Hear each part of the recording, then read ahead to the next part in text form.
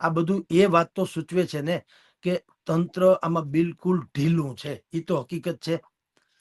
નહીતર તો ક્યાંય મળવું, હું તમને કહું, એટલે ભલામણ પંખો આપણે ફેરવીએ ને હવા ન આવે, બલ્બ લગાવીએ, લાઇટ હોય ને બટન ચાલુ કરે ને પ્રકાશ ન થાય, તો એનો મતલબ હું તમે ધરાઈ જાવ ને તમને ઓડકાર ન આવે તો એનો મતલબ શું છે? બૂટ પહેરો ને તમારા તળિયા ધકતા આળહી ન જાય તો બૂટનો મતલબ હું? એમ પોલીસનું હોવું અને છતાંય ડ્રગ્સ એ થાય, ખૂન થાય, લૂંટ થાય, ખંડણી થાય, અપહરણ થાય, ગોંધી રાખવામાં આવે, વ્યાજ લેવામાં આવે, બધું જ કરો તો આ પોલીસનું કરવું હું?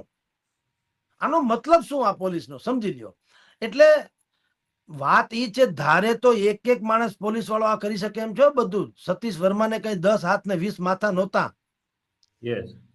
રિબેરો સાહેબ ને પણ નતા. આપણે ત્યાં સુખદેવસિંહ ઝાલા હતા, એને પણ નહોતા. ઝાલા સાહેબ અહીંયા બીજા હતા, એને નહોતા. જેના નામે આજની તારીખે લોકો સલામ મારે, પીઆઈ કક્ષાનો માણસ ઉપર હાહાકાર મચાવી દે એવા હતા. ટૂંકમાં બધામાં કૌવત ને હીર તો છે, પણ બધા જે છે ને, ઓલા ભાઈ જે ગોપાલ ઇટાલિયાનો શબ્દ છે ને, ટોમી ટોમી ટોમી, એના જેવું છે.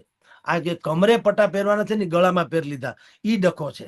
અથવા તો એને પહેરાવી દેવામાં આવ્યા એટલે ઈ ટોમી થઈ ગયા. વાસ્તવમાં એને ખરેખર પોલીસનું બ્યુરોક્રેટ બનવું જોઈએ, એ નથી રહેતા.